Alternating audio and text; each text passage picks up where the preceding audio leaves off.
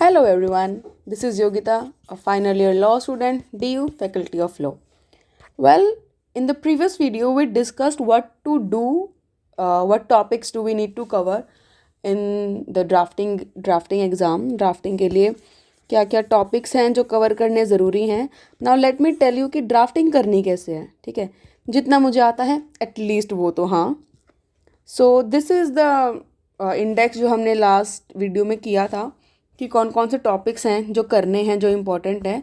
You can watch that and let me tell you कि draft करना कैसे है, मतलब बेसिकली कि आपको एग्ज़ाम में क्या करना है ताकि आपका पेन ना रुके और एटलीस्ट नंबर भी ना रुके. ठीक है, सो अगर केसमेट साथ में निकाल लो तो वेल एंड गुड है. ठीक है, and let me explain you कि हर ड्राफ्ट में बेसिकली जो सिमिलर चीज़ हैं वो क्या क्या है और आपको करना कैसे, एग्ज़ाम कैसे अटैम्प्ट करना है. ठीक है, तो पहला तो देखो. ठीक है, हर ड्राफ्ट में जितनी भी प्लीडिंग है ना, आपको हर प्लीडिंग में आपको बेसिक 5 चीज़ें मिलती हैं जो आपको करनी है. ठीक है, उसमें से पहली है ये चीज़. ठीक है, दिस इज़ द टाइटल. ठीक है, you have a format. Pleadings का जो फॉर्मेट है वो सेम होता है. ठीक है, थोड़ा बहुत चेंज होता है जो हर प्लीडिंग का स्पेसिफिक होता है, बट इन जनरल जो फॉर्मेट है वो सेम है. ठीक है, ये चीज़ याद रखनी है. ठीक है, टाइटल में लिखना क्या क्या है. इन द कोर्ट ऑफ, जो भी आपका जज है, जो भी कोर्ट है उसका. ठीक है, देन लोकेशन. ठीक है, सूट नंबर, ये केस नंबर होता है. ठीक है, और देन यहाँ पे जो है आपका ईयर होता है. उसके बाद ये सूट किस चीज़ का है. हमने जो हमारा फर्स्ट सूट खोला है, this is the recovery suit order 37 of CPC. ठीक है, तो पहली चीज़ जो याद रखनी है वो हो गया टाइटल. सेकंड होता है इन द मैटर ऑफ. ठीक है, यहाँ पे हम लिखेंगे details of the plaintiff and defendant. ठीक है, तो ये हो गया डिटेल्स ऑफ द पार्टीज़.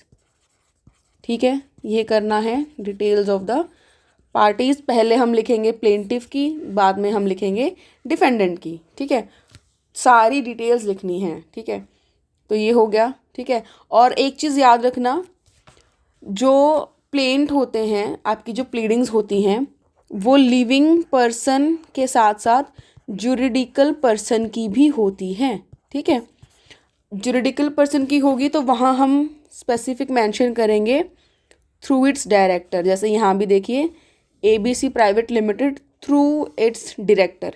ठीक है, तो ये चीज़ याद रखना. यहाँ पे आपका कोई भी ह्यूमन भी हो सकता है, लेट्स से मिसिज़ कपूर. ठीक है, फिर हम ये चीज़ नहीं लिखेंगे. ठीक है, ये चीज़ ध्यान रखना. ठीक है, फर्स्ट हो गया टाइटल, सेकंड हो गया हमारा डिटेल्स. ठीक है, पार्टीज़ की. थर्ड जो चीज़ आपको लिखनी है वो हम यहाँ पे लिखेंगे. ठीक है, ये है आपका सूट फॉर रिकवरी. जो आपका नोटिस है, जो प्लीडिंग है ना, उसको हम यहाँ लिखेंगे कि क्या चीज़ है. एक मेन मुद्दा सा क्या है basically, this is the suit for recovery. कितने का, 4,19,200. ठीक है, अंडर ऑर्डर 37 ऑफ CPC 1908. ये पूरा लिखना होता है, यहाँ पे CPC नहीं लिखना, of the code of civil procedure 1908. Next जो इंपॉर्टेंट लाइन लिखनी होती है वो ये होती है मोस्ट रिस्पेक्टफुली शोवत. ठीक है, इसका मतलब बेसिकली ये यहाँ पे जो हम ये चीज़ डालते हैं नंबर 4. ठीक है, ये नंबर 3 हो गया. ठीक है, इस फोर्थ वर्ड, ये जो फ्रेज़ है, इसके बाद हम यहाँ से अपना जो है डिटेलिंग शुरू करते हैं केस के फैक्ट. ठीक है, कि ये केस क्या है, क्यों है. ठीक है, कहाँ से शुरू होता है, कॉज ऑफ एक्शन क्या था, सब कुछ. और ध्यान देना कि जितने भी पैराग्राफ्स होंगे, आप कितने भी लिख सकते हो, वो दैट से शुरू होते हैं. ठीक है, सारे पैराग्राफ जो हैं वो दैट से शुरू होते हैं. ठीक है, यहाँ पे हमारा पूरा स्टोरी आएगा. ठीक है, कि प्लेंटिफ ने लोन लिया था, नहीं लिया था, रुपए थे, कितने थे. और ये समरी सूट में ये लाइन ज़रूर याद रखना, the suit is with in the period of limitation. ठीक है, तो ये सारा हम यहाँ मेंशन करेंगे. ठीक है, इस पूरे डिटेल स्टोरी के बाद देन जो नेक्स्ट चीज़ इंपॉर्टेंट है दैट इज़ द प्रेयर. ठीक है, प्रेयर बेसिकली होती है कि आप कोर्ट से, जो कोर्ट ऑफ लॉ है, उससे क्या चाह रहे हैं. ठीक है, ये सारा हो गया. उसके बाद हम यहाँ मेंशन करेंगे प्रेयर कि आप कोर्ट ऑफ लॉ से चाह क्या रहे हैं. ठीक है, तो यहाँ हम मेंशन करेंगे, जैसे यहाँ पे देखिए, it is therefore most respectfully prayer that this honourable court may be please to pass a decree for इतना अमाउंट. ठीक है, award pendente lite and future interest of the rate 18% per annum, ठीक है, ये सारा, and pass such order further order which may be deemed fit and proper on the fact and in the circumstances of the case, ठीक है। ये एक लिखी पढ़ी लाइन है जो हम हर ऑर्डर में डालते हैं, हर प्लेंट में डालनी होती है, ठीक है, ये सारा, and award the cost of the suit, ठीक है। तो ये दो लाइन जो है इनका तो रट्टा ही मार लो, चाहे याद कर लो, ये हर प्लीडिंग में डलती है, ठीक है। It's very easy to draft a plaint, ठीक है। उसके बाद प्लेस हो गया, डेट हो गया, ठीक है। प्लेंटिफ थ्रू एडवोकेट, क्योंकि जो प्लेंट है वो खुद नहीं लिख रहा है, प्लेंटिफ वो किसी एडवोकेट के थ्रू ही अपना जो है केस फाइल करा रहा है, तो यहाँ एडवोकेट के नाम और sign. And the last important thing is the verification, ठीक है, not the least actually. Prayer हो गया, देन हम लिखेंगे वेरिफिकेशन। वेरिफिकेशन होती है इट्स समथिंग जो है प्लेंटिफ की ओर से हम यहाँ लिखेंगे कि जितनी भी ये जो फैक्ट्स हैं, ठीक है, ये हमारे हिसाब से सच है, ठीक है। Those of the paragraph this to this are true on the information received and believed to be true, and last para is the humble prayer to this honourable court, ठीक है, that these plaint, these facts, these knowledge are true to the knowledge, true to my knowledge, ठीक है, कि ये सारी चीज़ें जो है, जो कंटेंट हैं, ठीक है, ये they are true to my knowledge. The content of this plaint is true to my knowledge and derived from the records of the plaintiff, ठीक है।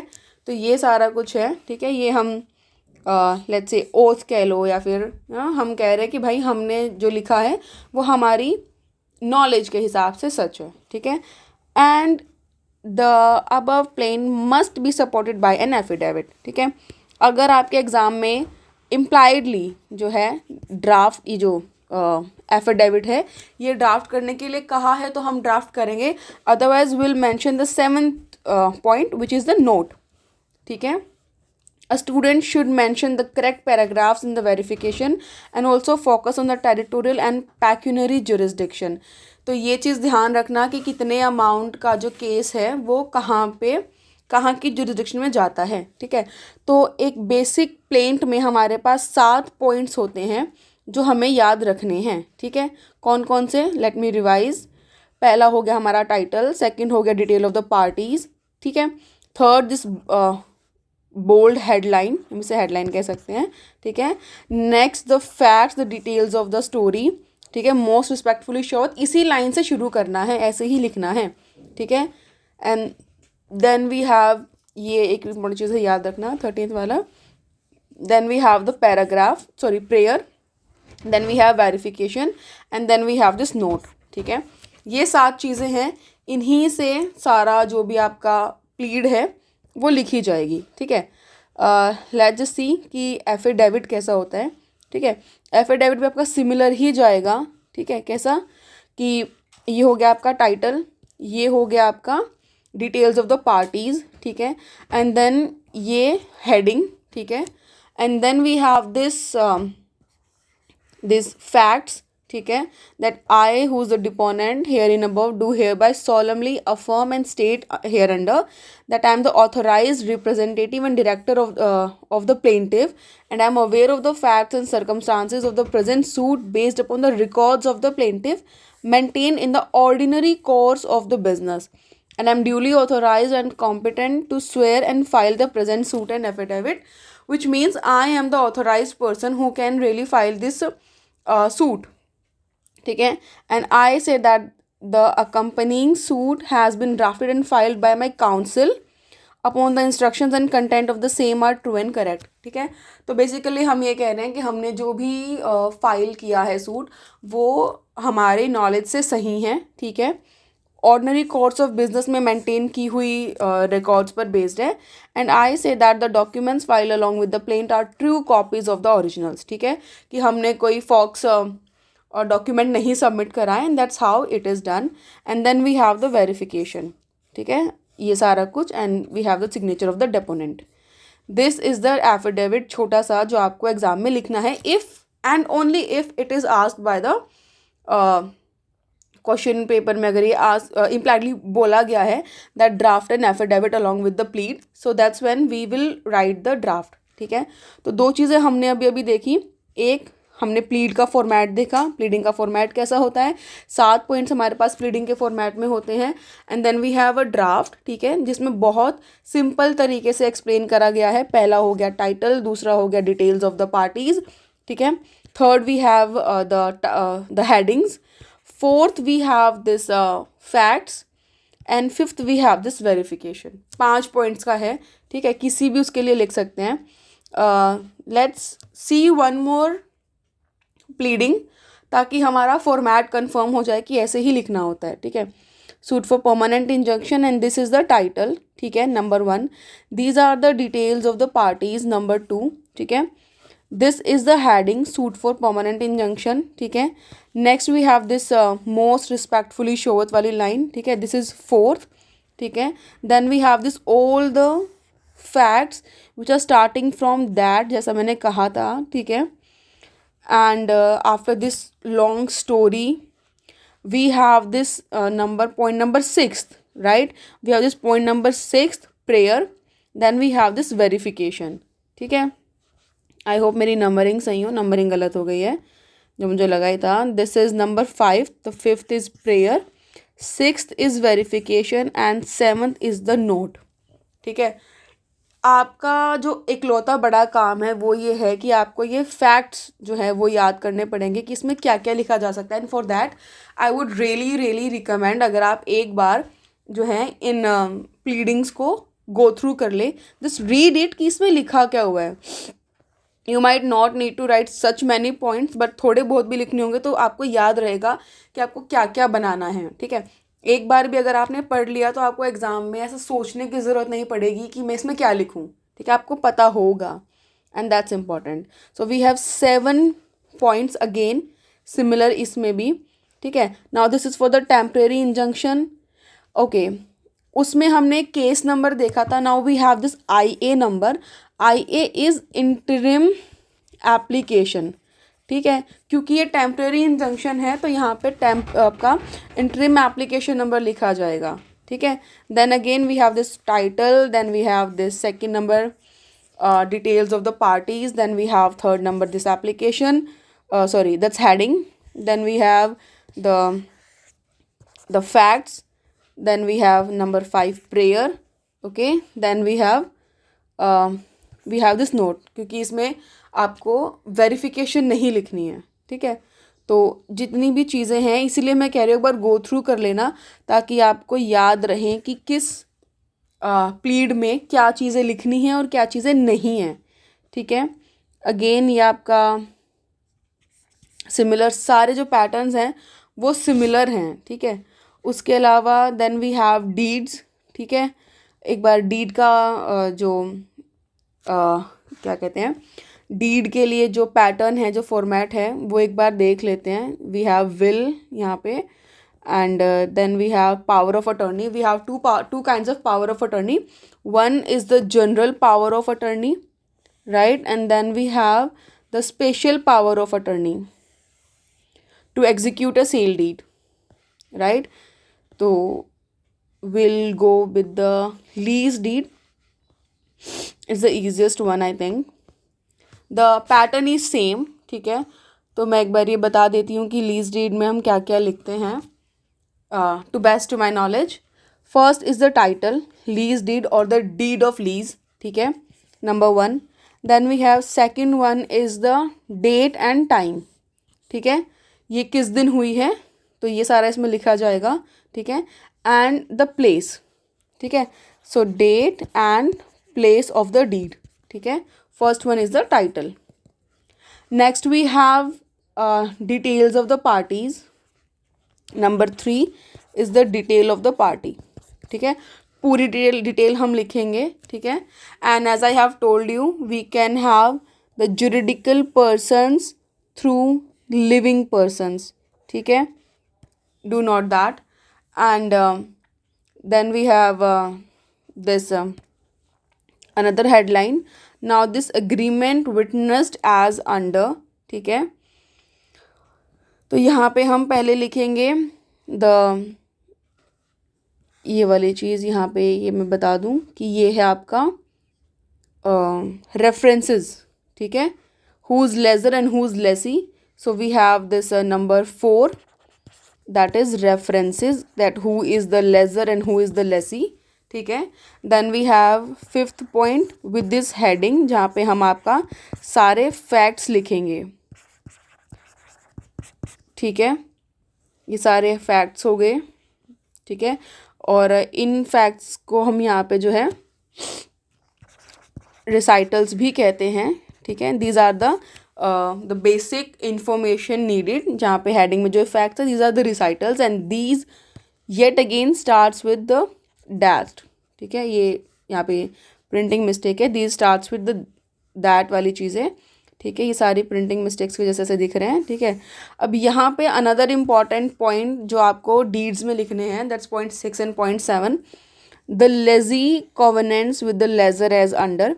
इसमें हम लिखेंगे कि लेजी किस किस चीज़ के लिए एग्री होता है, ठीक है.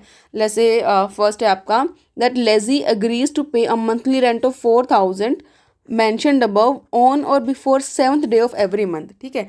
तो ये वो एग्रीमेंट्स के टर्म हैं जो सिर्फ लेजी पर होंगे, ठीक है, कि जो लेजी है वो क्या क्या करने के लिए रेडी है. That the lessee shall give a vacant possession of the premises to the lessor after the expiry of the lease period, ठीक है. कि जो लेजी है वो क्या क्या चीज़ें करेगा, and we have to write all the points here, ठीक है. And in the 7th next point we have that the lessor hereby covenants with the lessee, कि जो लेजर है वो क्या क्या करेगा. जैसे that the lessor has a good right and full power and absolute authority to lease the demised permission demised premises to the lessee in a manner herein contained, ठीक है, shall not interfere with the peaceful enjoyment, ठीक है. तो ये सारी चीज़ें the lessor shall pay the taxes whether municipal or otherwise, and failing to pay any such amount when the same shall fall due for payment, the lessee shall be entitled to pay the same on behalf of the lessor and to deduct the amount so paid from the rent payable by the lessee to the lessor hereunder. तो ये सारी वो चीज़ें हैं, वो terms and conditions हैं जो laser पर लगेगी, एंड 6th पॉइंट में हमने देखी जो लेसी पर लगेगी, ठीक है. ये सारे फैक्ट्स के बाद जो इम्पोर्टेंट फ्रेज है इन विटनेस्ड वेयर ऑफ, ठीक है, and these presents have been executed by the parties hereto on this day month and year, जो सारा कुछ डिटेल लिखेंगे. Then we have the signature of lessor and lessee, and उसके बाद हम यहाँ पे अगर इन्होंने बोला होगा कुछ एफिडेविट या ड्राफ्ट डालने के लिए तो वो चीज़ हम डालेंगे. अदरवाइज़ यहाँ पे आपका जो है डीड जो है वो ख़त्म हो जाएगी. सो सिंपल, सब ड्राफ्ट के जितनी भी डीड्स हैं उनके जो फैक्ट्स हैं वो सेम है, यही रहेंगे सारे फैक्ट्स, ठीक है. एक चीज़ और याद रखना, जैसे सेल डीड है, ठीक है, सेल डीड पर जो है आपके सिग्नेचर किसके रहेंगे, वेंडर एंड वेंडी, ठीक है. जो आपकी लीज डीड थी उसमें था लेज़र एंड लेसी, ठीक है. और यहाँ पे जो इम्पोर्टेंट चीज़ मैं दिखाना चाहती हूँ वो है कि जब हम, जैसे यहाँ पर है, कहाँ गई हमारी विल, ठीक है, ये रही. जब हम विल लिखेंगे, किसी की विल लिखनी होती है, ठीक है, तो साइन होंगे सिर्फ टेस्टेटर के, एक साइन लिखा जाएगा टेस्टेटर का और जो विटनेस है उनके, ठीक है, क्योंकि हमारे पास 2 विटनेस है तो 2 विटनेसेस के, ठीक है. सिमिलरली अगर पावर ऑफ अटर्नी है और एग्जीक्यूट करना है, ठीक है, तो वहाँ पे एग्जीक्यूटेंट के साइन होंगे, ठीक है. सिमिलरली अगर आपका स्पेशल पावर ऑफ अटर्नी है वहाँ पे आपके एग्जीक्यूटेंट के साइन होंगे, ठीक है. This is as much as I could tell you, जितना मुझे समझ आया है अबाउट द ड्राफ्टिंग वाले में, ठीक है. तो ये सारा है. उसके बाद वी हैव दिस नोटिस भी मैं एक बार बता देती हूँ कि नोटिस में करना क्या है, अगर इन केस आ जाता है तो कैसे करना है, ठीक है. This is notice for the suit, notice of suit under section 80 of CPC 1908 against the central government, ठीक है. किसने लिखा है, कैसे लिखा है, दिस इज़ यहाँ से ये सारा एड्रेस हो गया, ठीक है. उसके बाद ये वाली चीज़ आ गई। देन हमारे पास ये है कि हमने किसको लिखा है, to the secretary government of India education department central secretariat new Delhi, ठीक है। Then will mention the subject, ठीक है, this is the notice under section 80 of the CPC 1908 and then will mention the facts, ठीक है। Dear sir, under the instructions from my client ऐसा ऐसा N employee in section, ये वाला, ये सारा हम इसमें फैक्ट लिखेंगे, ठीक है। एंड ये आपके the cause of action relief claimed are given below, ये सारा लिख रखा है, ठीक है। और रिलीफ ये रे, ठीक है। And these are the cause of action, these are the name and description, ठीक है। This is the cause of action and this is the relief source, ठीक है। And then we'll have this one signature of the advocates and, ठीक है, and copy kept in my office for future references and use, and this is how we write the notice। बहुत मुश्किल नहीं है, बहुत बड़ा भी नहीं है, ठीक है। Similar this is for the ejectment through the advocate, ये प्रॉपर्टी एक्ट का है, ठीक है। इसमें जो इम्पोर्टेंट है वो है नेगोशिएबल इंस्ट्रूमेंट एक्ट का, ठीक है। This is the notice under section 138 negotiable instrument act 1881, ठीक है। यहाँ पे हम लिखेंगे एडवोकेट की details, then we will write कि किसको लिखा जा रहा है, ठीक है। Then we have the subject that it is the legal notice under section 138 of the negotiable instrument act. Then will write the facts, ठीक है। एंड इसमें हम ऐसे नहीं लिखते हैं कि रिलीफ वगैरह हमने अलग से लिखा है, हम इस फैक्ट्स में ही सारा कुछ बता देते हैं। Then we have name of the advocate, that's the place, और ये थोड़ी बहुत डिटेलिंग, एंड दैट्स इट। इतने में आपका जो ड्राफ्ट का एग्ज़ाम है वो पूरा हो जाएगा। It's not at all tough, कहीं से भी टफ नहीं है, ठीक है। फिलहाल मैंने आपको 3 चीज़ें बताई हैं जो करनी है, जैसे हमने करी हैं, ठीक है। हमने पहले देखा है प्लीडिंग, ठीक है, हमने प्लीडिंग का फॉर्मेट देखा। देन हमने देखा देन वी सो डीड का फॉर्मेट, ठीक है। एंड देन हमने देखा नोटिस का फॉर्मेट। इट्स टू ईजी, बहुत ईजी है। सिर्फ एक बार इनकी रीडिंग अगर आप ले लोगे ना, इन जो दिए हुए हैं केस मैट में, उनकी सिर्फ रीडिंग लेनी है, so that you may know the content, ठीक है। आपको पता हो कि अगर आपका लीज डीड आया है तो उसमें कंटेंट क्या लिखे जाते हैं, इसलिए एक बार इनकी रीडिंग ले लेना, and that's enough for a 3rd year law student. Trust me on that, even if you take one single reading, आपको पता चल जाएगा मेन कंटेंट क्या क्या है, क्या क्या पॉइंट्स इसमें डलते हैं, and it will be more than enough in your exams. Having said that, all the best for the exam. It's just a few days later, so all the very best। and अगर कुछ समझ नहीं आया हो, I think you guys might have my WhatsApp, so ping me there and you can also comment। So that's all I have. Bye bye, all the best.